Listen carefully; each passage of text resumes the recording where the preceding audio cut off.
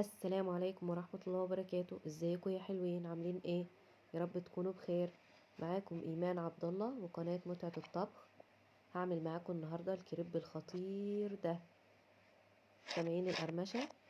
وهنحشيه بفراخ ستريبس. هعملها معاكم من التتبيل لحد التحمير، وهتطلع معاكم خطيرة واحسن وانضف 100 مرة من اللي بتشتروها جاهزة من بره. كمان هقول لكم ازاي تحمروا البطاطس وتطلع معاكم قرمشة من اول واحدة لاخر واحدة، ومن غير ما تطرى معاكم خالص. بس قبل ما نبتدي، انزلوا اعملوا لايك وسبسكرايب لو لسه مش مشتركين معانا، وفعلوا الجرس علشان يوصلكوا كل جديد اول باول. ويلا علشان نبتدي. اول خطوة معانا هنحضر الحشوة بتاعتنا. معايا هنا حوالي نص كيلو من صدور الفراخ الفيليه، او تقدر تجيب صدور فراخ عادية وتقطعها تقطيعة الستريبس وتستخدميها عادي خالص.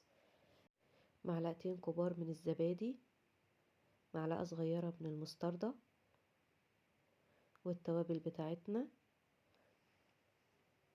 ملح حسب الرغبة، معلقة صغيرة فلفل اسود، ربع معلقة صغيرة من البهار الحلو، معلقة كبيرة بهارات فراخ مشوية، نص معلقة صغيرة من البهارات السبعة، نص معلقة صغيرة كزبرة ناشفة، نص معلقة صغيرة شطة اختياري، نص معلقة صغيرة بابريكا، ربع معلقة صغيرة كمون، معلقة كبيرة توم باودر، ومعلقة كبيرة بصل باودر.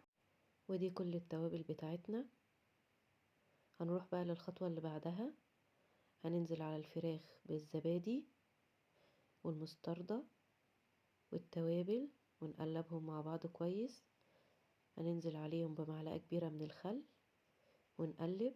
هنسيب الفراخ في التتبيلة لمدة ليلة كاملة. هننقلها في علبة كده من علب التلاجة تكون محكمة الغلق، وننقلها في التلاجة لمدة ليلة كاملة أو من قبلها ب3 ساعات لو مستعجلة.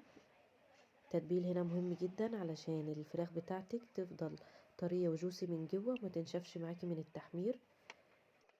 هنخرجها تاني يوم من التلاجة. هننزل عليها ببيضة ونوزعها كده كويس على الفراخ بتاعتنا. هنحضر الخطوة اللي بعدها. معايا هنا نص كوباية من الدقيق، نص كوباية من النشا، وتوابل ملح حسب الرغبة، معلقة صغيرة بصل بودر، ومعلقة صغيرة توم بودر، نص معلقة بابريكا، نص معلقة فلفل اسود. في طبق هننزل بالدقيق وعليه النشا وعليهم التوابل، ونقلب لحد ما يمتزجوا مع بعض ويبقوا خليط متجانس.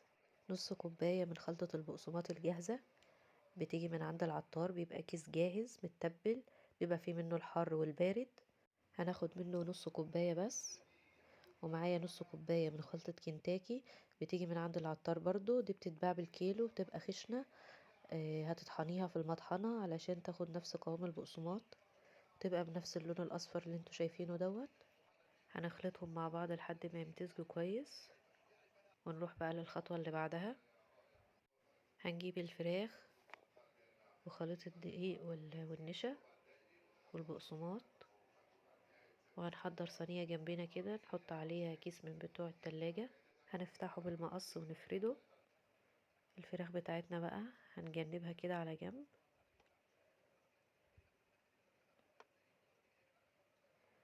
وهننزل بقى ببيضة في المكان اللي فضيناه ده، وعليها رشة من الفلفل الأسود، ونقلبها كويس كده.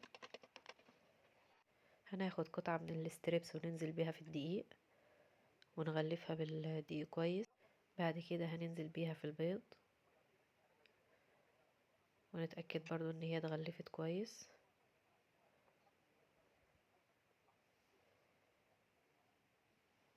بعد كده في البقسماط. هنا بقى هنحاول نضغط عليها كويس كده بالشوكة. هنهزها بالطريقة ديت علشان تطلع فيها التعريجات بتاع الستريبس. هنخلص بقى كل الكمية اللي معانا.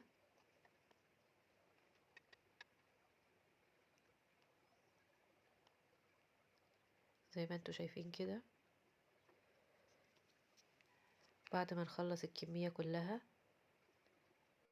هنا بعد ما خلصنا الكمية كلها، هنغطيها بكيس من أكياس التلاجة وندخلها الفريزر لمدة ساعتين لو انتي هتستخدميها في نفس اليوم، والتاني يوم لو انتي هتخزنيها في الفريزر وتستعمليها بعدها بفترة.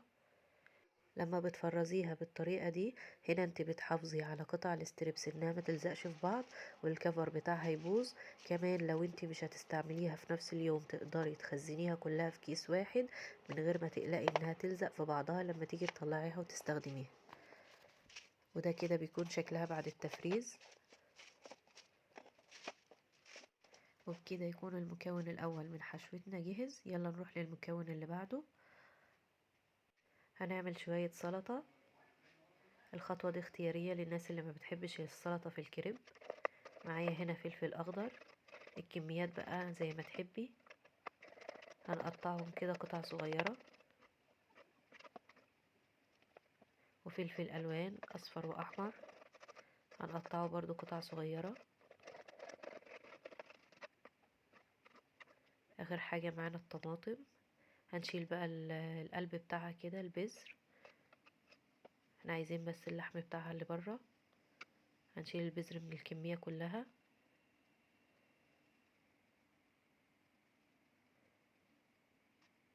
وهنبدأ بقى ايه، نقطعها لقطع صغيرة برضو. هننزل بقى على السلطة بتاعتنا بمعلقة صغيرة من الملح ونقلب. هنركنها على جنب ونروح للخطوة اللي بعدها. هننزل بطاسة فيها زيت غزير. هنسيبها كده لحد ما تسخن، ونكون مقطعين البطاطس بتاعتنا صوابع. هنختبر الزيت بقى كده في الأول. أول ما نلاقي الزيت بيعمل فقاقيع كده، هننزل بقى بالكمية كلها. هنحمرها نص تحميرة ونطلعها على مناديل مطبخ أو على مصفى اللي موجودة عندك. هقولك بقى احنا حمرنا البطاطس ليه في الأول، علشان نتأكد ان الزيت أخد درجة الحرارة المظبوطة للتحمير قبل ما ننزل بالستريبس. من غير ما تحتاجي الترمومتر علشان تظبطي درجة الحرارة، ولا تبقي محتارة تنزلي بالستريبس ولا لسه الزيت مسخنش كفاية، او تنزلي بالستريبس بتاعك في الزيت ويكون سخن منك قوي فيتحرق منك. الخطوة دي هتطلعك من الحيرة دي. كمان علشان محتاجين البطاطس بتاعتنا تبرد بعد ما اخدت نص تحميرة، وهقولك ليه قدام. هنطلع البطاطس بتاعتنا بقى كلها وننزل بقطع الستريبس. حاولي ما تكتريش كده في الدور الواحد، واي فرافيت تطلع منك كده على الوش شيليها اول باول علشان ما تتحرقش منك وتدي طعم مش حلو للستريبس. اول ما الستريبس بتاعنا ياخد صدمة على الجنب الاول، هنقلب على طول على الجنب التاني. مش هنسيبه ياخد لون خالص علشان ياخد صدمة من الجنب التاني كمان، وقطع الستريبس تطلع معاكي كلها بلون واحد. وهنفضل نقلب كده على الجنبين باستمرار. ما تسيبيش قطع الستريبس مدة طويلة على جنب واحد علشان ما يطلعش معاكي جنب غامق وجنب فاتح. وطبعا لو منزلة قطع صغيرة شوية وقطع كبيرة، هتطلعي القطع الصغيرة الأول وسيبي القطع الكبيرة دقيقة كمان علشان تتأكدي ان هي استوت كفاية.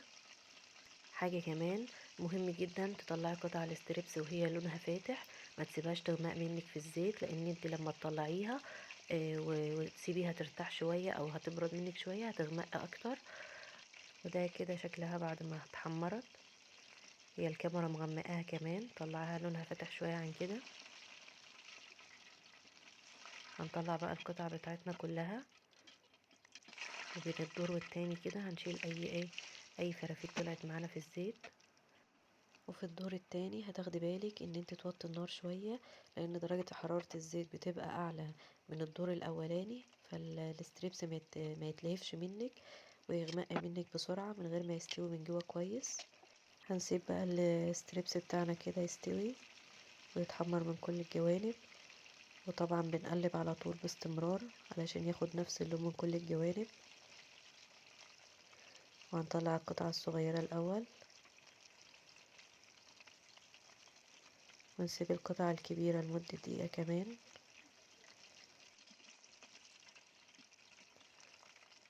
هنطلع بقى اخر قطعة معانا كده.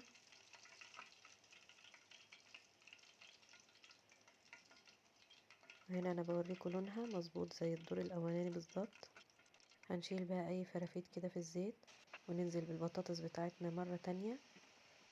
هنا بقى التركاية في تحمير البطاطس، لما بتحمري البطاطس نص تحميرة في البداية وتسيبيها تبرد وترجعي تكملي تحميرها مرة تانية. الحركة دي بتخلي البطاطس بتاعتك مقرمشة من بره وطرية من جوه، وبتفضل وقت طويل مقرمشة من غير ما تطرى منك. زي ما انت شايفة كده صباع البطاطس بيتقطم، معنى كده ان هو ناشف مش طري وماسك نفسه كده. دي افضل طريقة تحمري بيها البطاطس لو تبعتيها في كل اكلك. هنا بوريكم هي قد ايه مقرمشة من بره، وهنا الاستريبس بتاعنا برضو مقرمش جدا، سامعين؟ وهنقطعه مع بعض كمان شوية وهنشوف هو قد ايه جوسي من جوه. نرجع للسلطة بتاعتنا بقى بعد ما خلصنا الاستريبس، هنلاقيها نزلت مية كده، هنصفيها من المية الزيادة دي. الخطوة دي مهمة جدا علشان المية الزيادة دي هتضطر منك عيش الكريب على طول ومش هتخليه مقرمش فترة طويلة. يلا بقى نتنقل للخطوة اللي بعدها. معايا هنا عيش كريب جاهز، هتجيبيه من اي مخبز جنبك، ومعايا جبنة موتزاريلا ومايونيز وكاتشب. والسلطة بتاعتنا هنتبلها بقى بفلفل اسود ورشة شطة. هنقلبها كده مع بعض. الشطة هنا اختيار، ممكن تستغني عنها. هنجيب بقى عيش الكريب كده وهنقسمه بالنص. هنخلي كده نص اصغر من نص، حاجة بسيطة. هندهن اول حاجة المايونيز وننزل بمعلقة من السلطة. هنا الاستريبس بتاعنا بقى والبطاطس، هنقطع الاستريبس بتاعنا كده. هنا انا بوريكم قد ايه هو جوسي من جوه، بس الكاميرا عملت بلور فمش باين، مش مبينه قوي. هنحط قطع الاستريبس بتاعتنا، ننزل عليها كده بشويه كاتشب، وننزل بشويه جبنه موتزاريلا، وننزل بشويه بطاطس. البطاطس هنا اختياري، ممكن تحطيها في طبق جانبي وتاكليها جنب الكريب لو مش حابه تحطيها جوه الكريب. هعمل معاكم واحد كمان. معلقه من المايونيز، معلقه من السلطه، قطع الاستريبس بتاعتنا، وعليها شوية كاتشب وجبنة الموتزاريلا وشوية بطاطس وجبنة موتزاريلا تاني. وده كده شكل سندوتش الكريب بتاعنا. على نار عالية هننزل بالجريل بتاعنا في دهن من الزيت، هنسخنه.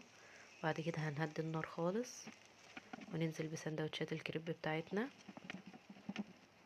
وهنضغط كده بالاسباتولا او اي حاجة عندنا علشان الكريب ياخد معانا شكل الجريل ويحمر معانا كده وياخد اللون الاورنج الجميل ده. هنقلب على الجنب التاني، بس قبل ما نقلب هننزل بنقطة زيت. الزيت هنا هو اللي بيدي العيش اللون الاورنج الجميل ده وبيخليه ما يتحرقش معاكي. اول ما ياخد بقى لون من الجنب الاولاني هنقلب على الجنب التاني، واول ما ياخد لون هنشيله خالص. كل ده على نار هادية علشان المكونات بتاعتنا من جوه تسخن والجبنة الموتزاريلا بتاعتنا تسيح.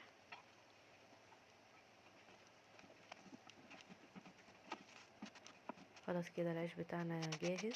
هنا انا بوريكم قد ايه هو مقرمش، وده شكله من جوه. الجبنة بتاعتنا ساحت وشكله لذيذ خالص.